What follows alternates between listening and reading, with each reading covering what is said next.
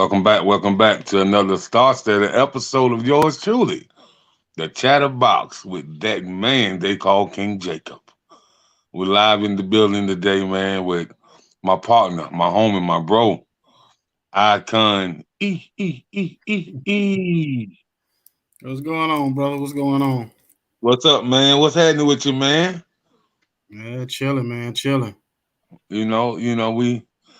We also know him as the hip hop transporter. You know what I mean? So Is it a so hip hop track? that man be all over the world. You know what I mean? Listen to that music that we don't listen to no more, man. Yeah, Listen to man.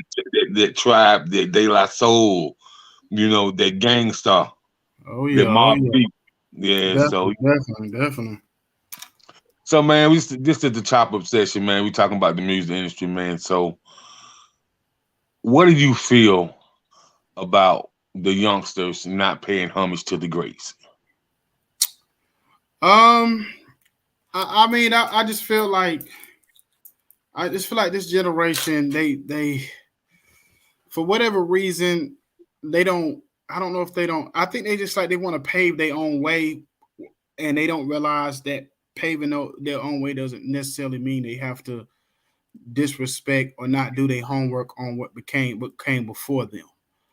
Me and my son talk about it all the time, and he was even funny as one day because he was listening to some when we was riding the car and it was like on a long trip or whatever, and he was listening to some old R&B music, and he was like, man, he was like, Dad, he said we've been around listening like the last couple hours, and all the R&B music back in the day sounded the same, and y'all say that we sound the same in this generation. And I said, well, the difference between the R&B back in the day and the hip hop, what I'm saying, of today was that I said that was similar in that way, but not the hip hop game. Meaning, in hip hop back in the day, you had to be an individual, you had to be different.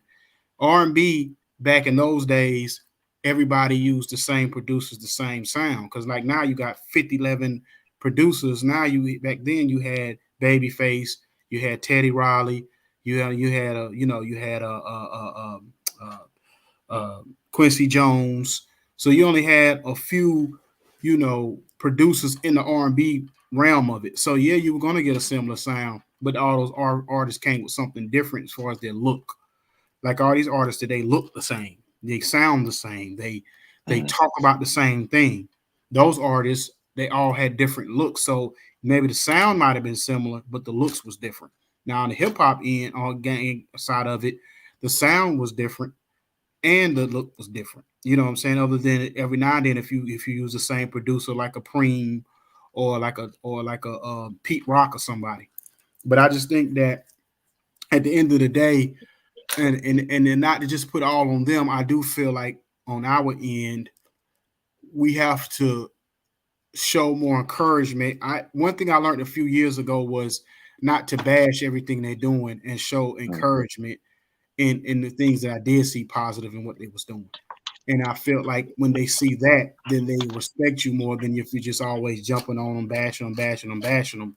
So I try to in this generation, with the mental health and all that's going on, you can't just bash them all the time. You have to, like with our day, it didn't matter. Our elder people, they didn't care if they bashed us or not. They're gonna say what they gotta say, and that's it. Mhm. This generation, you can't do them like that. You gotta show them some little. So you gotta show them like tender love and care, and be kind of a little gentle with them, or they, you ain't no telling what'll happen. So that's kind of my feel on that. Well, the hip hop in our era didn't sound the same because Big Daddy Kane didn't sound like LL. Mm. LL didn't sound like Rakim.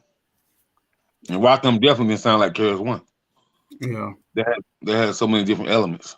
And I think somebody told me your culture of the hip hop era failed the younger ones. And I said, how? We didn't teach them the proper protocol to follow in the hip hop business. So what you think about that?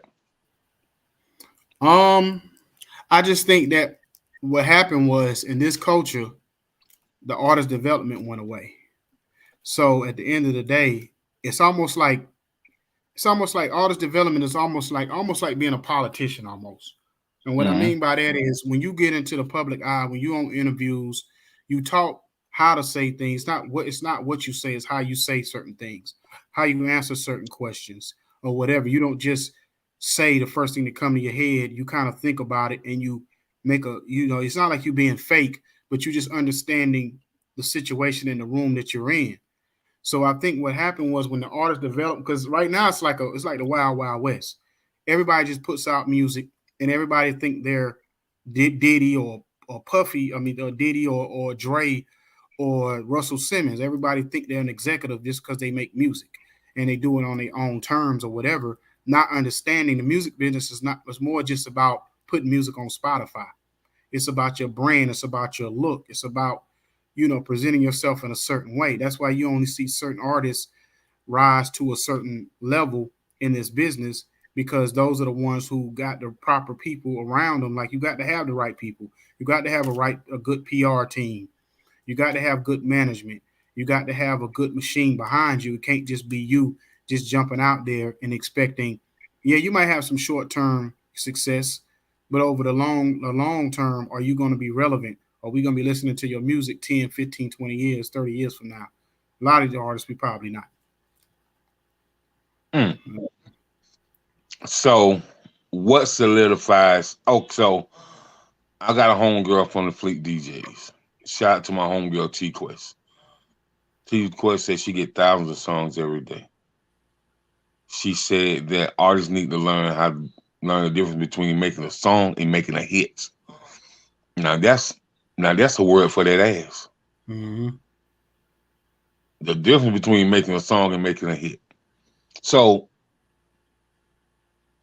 for you to be impactful and explain this to up and coming artists, what would you tell them the difference between making a song and making a hit? What is that difference? Well, see, that's a very tricky question because back in the day, when artists would make a hit record, especially in the rap side, on the hip hop side, the content of what you were saying was very important. Being lyrical and then the content of what you're talking about and how you put your words together and even having a good hook to go along with it, plus your production. So a lot of times when my son will send me music of an artist that just came out, and I say, well, take for I give you a perfect example. I love Griselda. You know what I'm saying? If those that don't know who Griselda is, that's Conway, that's West Side Gun, that's Benny the Butcher. You know what I'm saying? Very lyrical guys. But if you listen to their music, they don't have hit records in most cases. They're just lyrical, but the production is average, and the hooks or whatever or what they're saying doesn't have anything that makes you remember that song. So when you listen to certain songs back in the day, you know, a lot of it came from what part of that song was going to make you remember. What lyric are you going to say that I'm gonna be repeating to my boys or repeating 20 years from now? So what is your music? Is it just something that you're just putting together? That's why a lot of time with battle rappers are probably the most lyrical cats in the world, but they don't know how to make a song because they just think it's all about being lyrical, but they don't put it all together. The production, right. They think they can just rap on everything. The hooks don't be there. There's no kind of real like where's the song going? You know what I'm saying? Like I look at artists nowadays, and like if you listen to a Biggie album, listen to a Nas, listen to Jay's first album. You know what I'm saying? Every song had something behind it to make you remember that song and made you feel something. So that's the thing about a hit. Is it making me feel something? Is it making me want to party? Is it making me want to cry? Is it making me want to fall in love?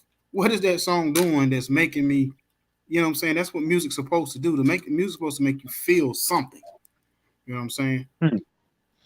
So the music that I grew up listening to and when I got into my intermediate years as a teenager. So I grew up listening to Motown. I grew up listening to Stack Records. You know what I'm saying? I grew up watching Soul Train and Solid Gold. You know what I mean? But the impactful dudes, man, like even with the R&B, man, every R&B artist I seen when I was younger, they were suited and booted, Mm-hmm. had swag about them, had class about them, had that gentleman appeal about them.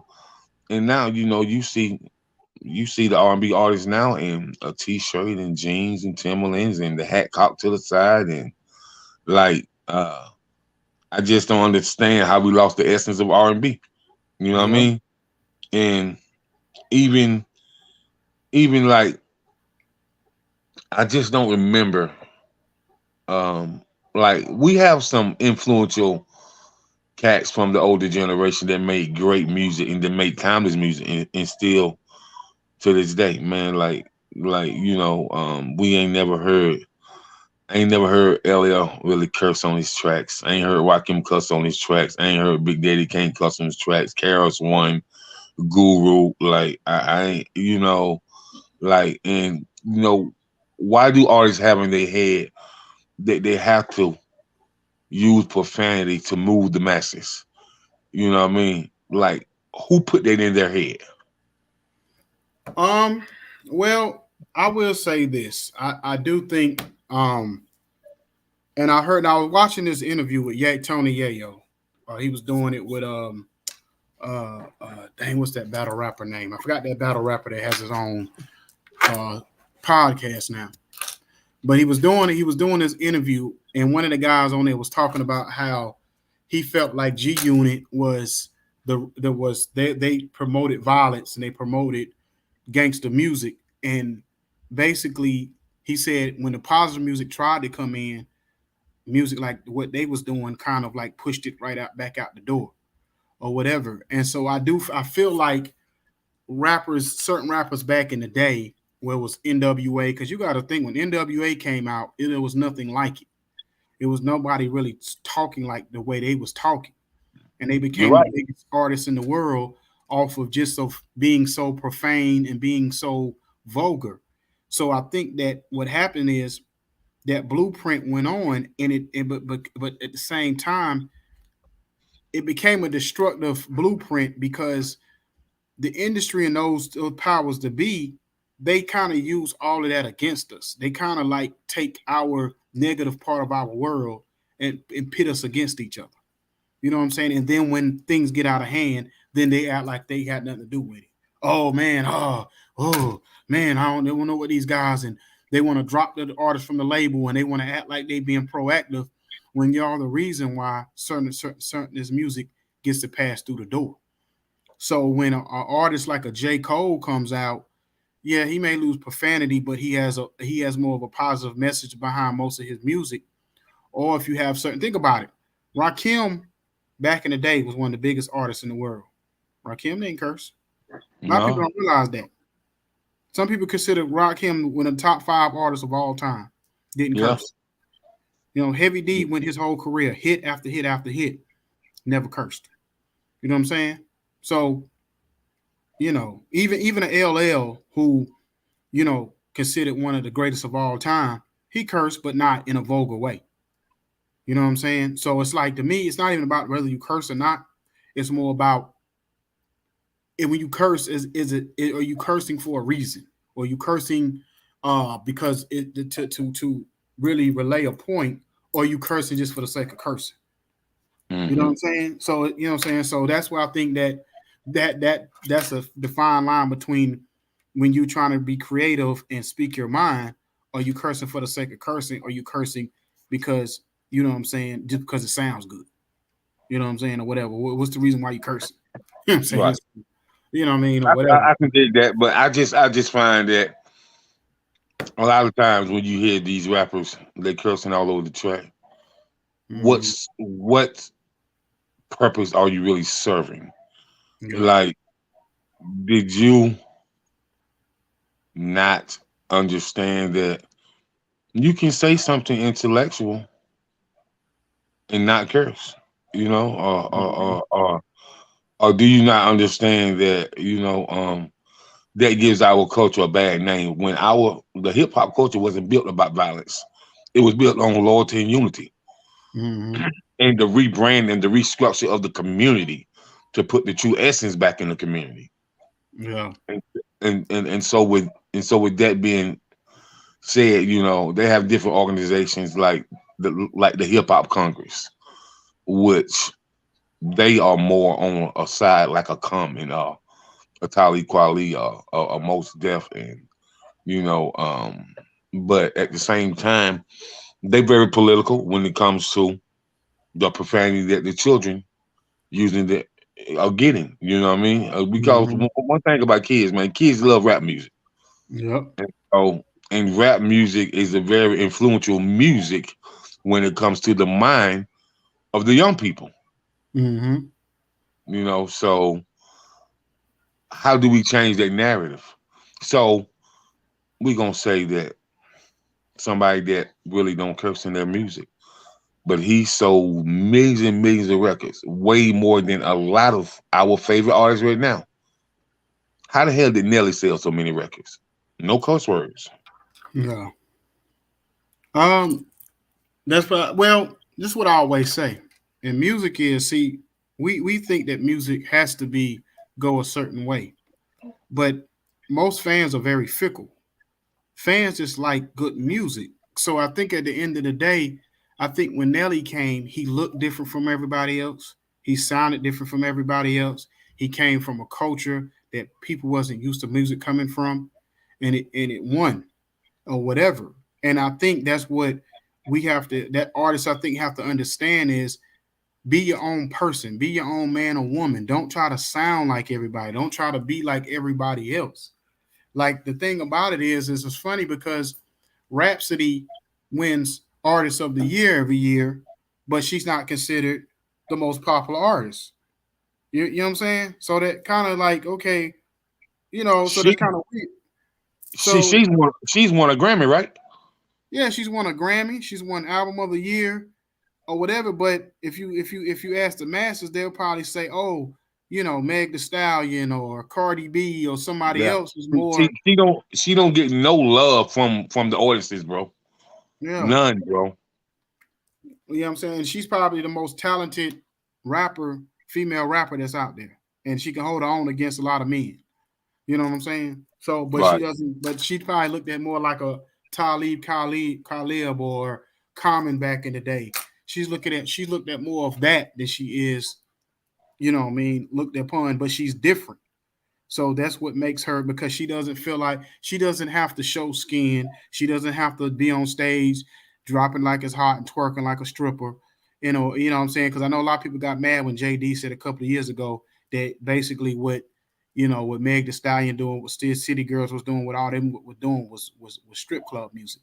Was you know what I'm Uh-huh. saying? Was strip and I'm like, and I kind of agree with him to a certain degree because I'm like, at the end of the day, like to be honest with you, like what is it really? Then I mean, what is it? What else would you call it? You know what I mean? Like I don't, you know what I mean? So I I don't really see. mean, They don't really do anything to me that moves the culture that like pushes us to another level. They just do music. They don't really do nothing to be like, oh well, at the end of the day, 20 years from now, what will be their real legacy or impact on the music business? I I don't don't really. think it's really none, man. Because I really think, man, that they are just moving body parts. They're eye candy.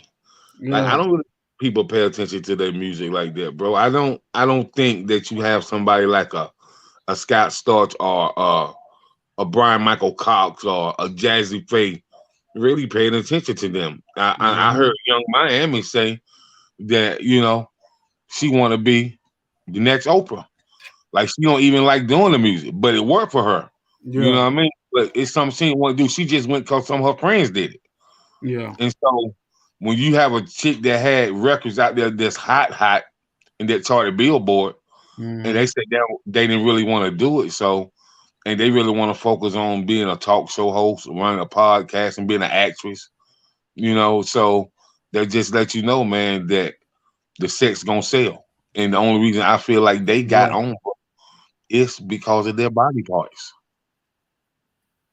Yeah. And you can see it. It was crazy because I see now when I look around, a lot of labels is wanting, they let me know a lot of labels or don't they just go with the trend is because you see a lot of labels wanting to sign nothing but female rap artists because they Mm-hmm. feel like, okay, right now they're the trend, they're the thing. But it's like, okay, you know, what happened to signing an artist like a Queen Latifah, like a MC Light? You know what I'm saying? What happened to signing those type of artists? What so we're gonna have a bunch of artists that's all on just on stage stripping and doing when being vulgar or whatever. Like because it's like a fine line between that because like I told my son, I said, listen, the end of the day, what we don't want our female rappers sounding like dudes. You know what I'm saying? Because we already, but at the same time, we don't want all our female rappers. We want our female rappers to kind of like be like, that rapper that you could take home to your mama. You know what I mean, or Right. whatever, and meet your family. You don't want to just be, just all and then leave something to for desire. You know what I'm saying, or whatever. Like, why everything have to be put out on Front Street or whatever all the time? Like, leave something for us to fantasize over. You know what I'm Right. saying? So I think that's another thing too. Is like when you was talking about with R&B music, everything is vulgar. Everything is, suck my D and eat your boot and all that. And like if you listen to songs back in the day, yeah, they talk sexual, but they did it kind of in a like a cold type of way Yeah. to make you kind of think about, oh dang, you go back, oh dang, I ain't know that. Oh, he was saying, oh, you know what I'm saying? You know what I'm saying? But like Downtown by SWV, it was years later before people really understood that meant, you know what I'm saying, going downtown on your man or whatever, your man going downtown on you, like or whatever. It took years, but it was a hit record. But they didn't Yeah. have to be vulgar to do it. You know what I'm No. saying? You know what No. I'm saying? No. So that's kind of like so I think that to me, I'm like, we don't have to be so good. My son's like, well, these girls want you to be straightforward with them. You know what I'm saying? When they listen to the music. I'm like, really? I'm like, that's what it come to. Like they want you to talk to them like that on a record, like in music. I could see if you having, you chilling with them and you talking dirty to your girl, but on a record, I was like, that's what we got. Well, well, well. You know, Like, man, it's crazy, man. This industry has changed. It's captivated the mind of the youth, and I just feel like the exploitation, yeah, of you know uh, female body parts is at an all time high, man. You know, um, mm-hmm. like what you gonna do when you have kids, and 10 years later you're not in the industry anymore, and your kids is getting teased about how you used to look on stage. I mean, Yeah. that's something to consider. That's something to think about. Especially for females, man. That's something for them to think about, man. Mm-hmm. And for males, like your daughter go back and listen to your music from 20 years ago, and every other word you was talking about bitch this and bitch that, Yeah. just Yeah. disrespectful to women. Like it, like a lot of artists don't know, like what you do now is gonna affect your kids. You know what I'm saying? So, Mm-hmm. we just gotta do better as a culture, man, as a community, man. So the next thing I want to get into, man, is Charleston White and the black community, and how do we perceive Charleston White, and why is he so vulgar when it comes to people saying R.I.P. to this rapper, and he says this verbatim. Man, fuck that dude. That dude ain't did shit for the community. So, what is your take on Charleston White? Um, I actually, I don't agree necessarily with the way he does stuff, but I agree with a lot of the stuff that he says, and meaning that, like, basically, he's basically saying that we always praising the gangster, we're praising the street dude, we're praising certain people or whatever, but then when it comes to the victim of these people that do commit these crimes or whatever, we kind of forget about them or whatever. And I think that's what he's kind of putting out there, like, in other words, like, he said basically, I'm gonna always be on the side of the victim. I'm gonna always check on them. I'm gonna always campaign for them, not the person who did the crime. And everybody's saying free this one and free that one or whatever. And so I think the biggest uproar with him was when he talked about uh, Nipsey Hussle, but he explained it in a way where I'm not saying if the man himself, Aramis, I'm saying if the character. So in other words, he's saying, I don't care about the rapper. And he says that about all the rapper. I don't care about the rapper. I want to know who the man is behind the rapper. Because before you was ever a rapper, you was somebody else. So he's saying like Aramis was for the community. Aramis was for helping people and uplifting the community and building up the community. He said Nipsey was the gangster, the rolling 60s gangster and all that kind of stuff. So to me, I don't never think it's ever okay to disrespect the dead. But I do understand where he coming from on a lot of stuff or whatever. And if he chooses to be quote unquote a snitch, I think that's his right to do that. If he feel like it's going to protect our world, somebody has to do it. And the thing about it, he's not a gangster. He's not a street guy. So it's not snitching. Everybody is not snitching because he doesn't. That's not the way he live. He don't live by that code.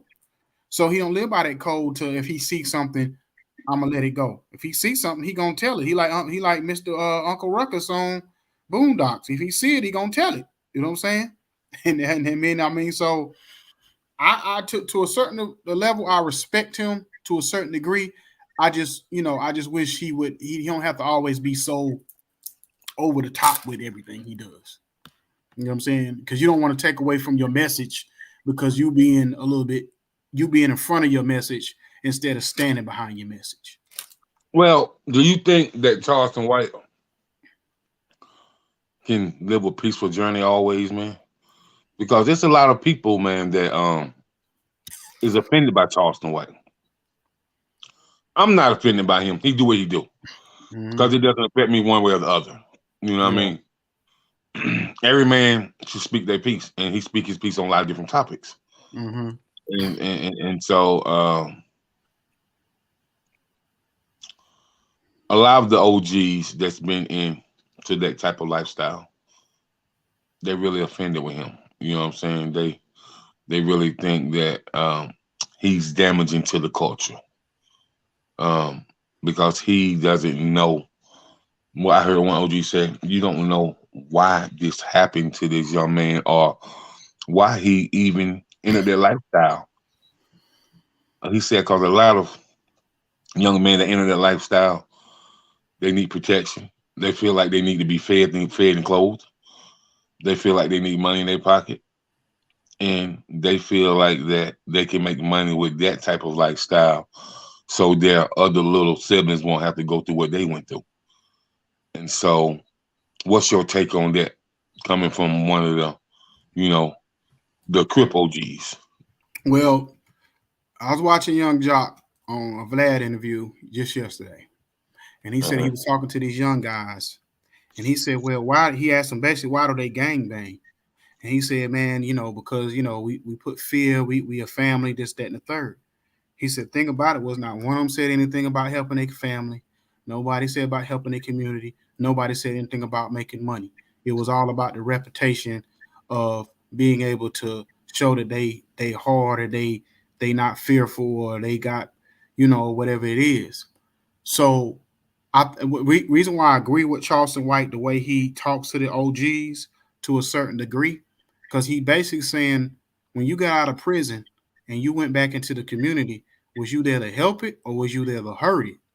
So one thing I respect about what's my man name that used to roll with Suge back in the day. The one thing I respect about him was he said basically I want to ask God to forgive me for my crimes. So he's basically saying what I did was wrong. A lot of them don't want to admit to being wrong in what they did. And then my thing is if you're killing innocent people in the community, because basically the gangs was put together back in the day for protection of the community. It was supposed to be a community protection thing, not where you robbing and stealing and killing from each other. And especially when you're killing innocent people. It's different if you banging on each other. You know what I'm saying? Okay, if y'all choose to bang on each other, that's fine. That's on y'all. But when you got innocent kids and mamas and daddies and people dying in the streets off of your mess, then what are we doing? You know what I'm saying? What are we really doing? So I agree with Charleston White when he look at these OGs and say, are you part of the solution? Or are you part of the problem? Because you can make every excuse of why this and why that, but you know better. These young people don't know better. You know better. And so you need to do better for them to do better. You can't just put it on, well, this is the reason why, whatever, whatever. If you're gonna we're gonna keep making that excuse over and over again about the way we live and the way we was brought up, and this, that, and the third, and we came from a community where everybody was banging, so we gotta bang.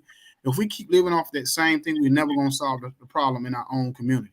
And we can't ask the white man to solve our problem if we're not willing to do it ourselves. Just because of the way we was supposedly raised or whatever. Because the OGs, they know it's a way out. They know it's a different path to go. But y'all choose to be like, oh, make excuses for what it is. And then when the killing get out of hand, oh, our morals was different. Our way we did was different. No, it wasn't, because y'all was killing each other and stabbing each other in the back and snitching on each other the same way. So don't try to make it out like it's that much of a difference between the old school and the new school.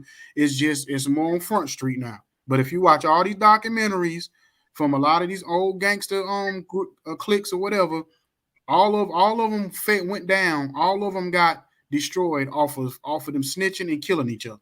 Somebody got jealous in the crew, from Nicky Bond's crew to Big Meech's crew to whoever crew you think of. It always was somebody in there that got jealous of somebody in the crew and brought the whole thing down through murder or through snitching. You know what I'm saying? You're right. Yeah, you're right. You're right. So, I mean, I just wanted your take on Charleston White, because I watch a lot of his videos on TikTok and whatnot, and he has some valid points, man. But it's kind of the way he say it when it comes to the rappers, bro. He was like the lady in your neighborhood just died that you've been knowing since you was 6 years old, bro, and she just died at 104. I don't see you praising her with all she did for the community, all the kids she fed the community. But this rapper that you don't even know, you always got to praise him. R.I.P. this, R.I.P. that. You don't even know. You don't even know that person. That's true. You know what I mean? That's true. But the lady in the neighborhood that fed all y'all, you know what I'm saying? When your parents were working all the time, she had all the kids at her house eating, but you won't praise her. Hey, man. And it's funny you say that, because when I think about like Nipsey Hussle, I always respected him. I like, a couple of his songs, but I ain't gonna lie, I didn't really listen to Nipsey in that way. I didn't listen to his catalog of music. Like if I heard his music, on the radio or something like that, I like a few of his songs. And I just remember when he passed, and all these people like act like they were so distraught about him passing. And I'm like, most of y'all probably didn't even listen to Nipsey Hussle like that. Y'all just jumping on the bed, just like with Kobe. Most of y'all probably didn't even really watch basketball or whatever. And when Kobe died, y'all act like y'all was Kobe, Nipsey. Come on now, stop playing. You know what I'm saying? Y'all just want attention because another popular rapper or whatever died. Just like I remember somebody saying that when I think it was Master P, when they gave the award to Nipsey. You know what I'm saying? I guess like the humanitarian award, I think it was at the BET Awards right after he died. Master P said that should have happened while he was alive. You know what I'm saying? Yeah. So, so we, but I agree with Charleston White. Like, give the same respect and admiration to the pioneers in the neighborhood that you do to that rapper or that whoever on that you barely know or don't know at all. You know what I mean, or whatever. Give them the same respect and whatever. Yeah. So, or whatever. So Right. I do agree with it. No like doubt. I said, he doesn't offend me at all, because, like I said, a lot of the stuff, I agree with what he says. And the fact you can't cancel somebody who doesn't do anything to be canceled. Like, he's not connected to anything that can cancel him. He's not connected to NBC, some network, or some record label. He's not connected to anything where you can cancel him. So he's probably the most dangerous. He's the most dangerous black man in America, by meaning of he can do and say whatever he wants. And he could create his own platform. He can create his own website and have the same impact. And you can't really cancel him and then the fact that he will snitch on you, he will run to the police. You know what I'm saying? He's almost untouchable in that way. Like, somebody would really have to say, I want to give up my whole life for this guy to get rid of him or whatever because the way he does things or whatever, and he pretty much is like taking out all the negative stuff in our world on like one by one on his own. And you know what I'm saying? So I'm not saying everybody he's trying to take out is bad, but a lot of it is, especially all these drill rappers in Chicago and stuff that they don't do nothing but negative. They don't bring nothing positive to the music at all, to the music industry at all. All they do is kill each other and disrespect each other. So I don't like none of them, none of those drill rappers, because they don't do anything positive for the music industry at all. You know what I'm saying? And you heard, I don't care who say something about it. That's the way I feel about it. I don't like none of those. I don't listen to not one of them because all of them just disrespectful and could care less about their own people. Interesting, man. So another thing, man, you know, I've been seeing this this Rick Ross and Gillie the Kid thing, right? And you know, Ross said something to Gillie, and Gillie said something back. And Gillie was like, "Won't you let my man Meek Mill out that slave contract, man? He signed with you when he was 19, and he's 35 years old, and you still got him in this slave contract." Listen, man. Artists, listen to me really good, artists. Man, a mind is a terrible thing to waste.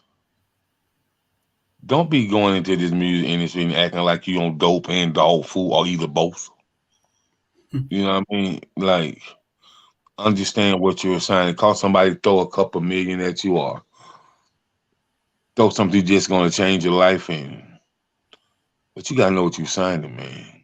Like, a label could end up on your music, your publishing, your catalog, and they might own your name if you sound that dotted line. Like, so what would you tell artists, man, about these labels and these contracts and understanding what the music business really is? Well, basically, you have to do your homework. You have to read up on what you're signing. You have to understand what you're signing. And also you have to understand anytime that you have somebody to invest in your career, they're not doing it for free. They have to recoup that money back some way, somehow.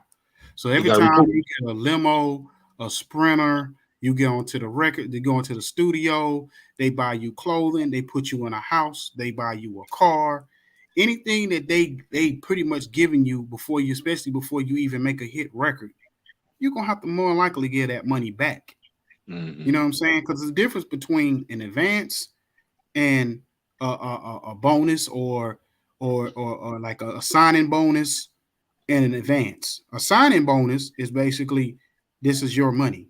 We signing you off of what, you know, we giving you. It's like in sports when they say a contract is $250 million, guaranteed 180, and they got a signing bonus of 50 million or whatever of that money or whatever it is, or you know what I'm saying, or whatever that thing is. Same thing in the record industry.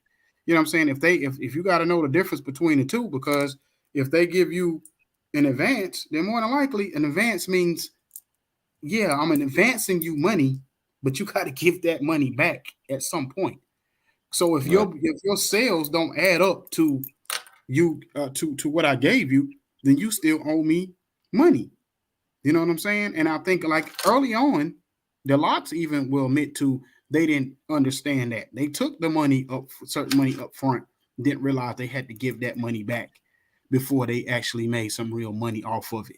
Then you know, it's funny because somebody, it's kind of crazy you asked me that. Because I was in an Uber the other day and a guy said, well, if a label came to you right now and would sign you for $1 million, or he said, what would be the amount would you sign for? $1 million, 100,000 or whatever? And I said, well, I told him, I said, it's not about the money that they signing me for. It's about one thing. It's about what kind of creative control I'm gonna have. It's about what the contract looks like, how it's set up, how many albums I gotta do, how many singles, you know what I'm saying, the percentages, all that broken down. Is it a joint venture? Is it a record label? Or if I sell them a certain amount of records at a certain time, do we come back and renegotiate and come back to the table? You know what I'm saying? So it's a lot to go into, nuances that go into a contract that you got to kind of negotiate up front. You know what I'm saying? Because it's not necessarily what you believe, it's what you negotiate. You know what I'm saying? If you have negotiated power, you know what I'm saying? So if you just an artist that want a deal, then yeah, it's a lot of deals we can go into that probably not going to be favorable. But if you actually want to have a deal that's going to be, because you know it's a give and take thing. You're not going to get everything you want, and they may be willing to relinquish some things that you want, but it's just depending on where you at in your career or whatever. You know what I'm saying? Yeah, man. So always be careful with them contracts, man. Get your attorney, get you some type of legal, advisement and stuff like that, man. Don't be signing that if you don't know what's in that black bold fine print, man. So, man, this is another edition of the Chatterbox with King Jacob, man. Just want to thank y'all for tapping in. Want to thank my man Icon E for coming through and grace me with some jewels and some knowledge, man, and just chopping it up with me, man. As always, salute. You know what I mean? So we'll be back, next week starting Monday, man, and we'll just tap in again. And just the Chatterbox with King Jacob. And want to thank y'all for coming on once again, man. Peace, love, and soul. Like Don Canilla say. We out of here. All right. Yeah. All right.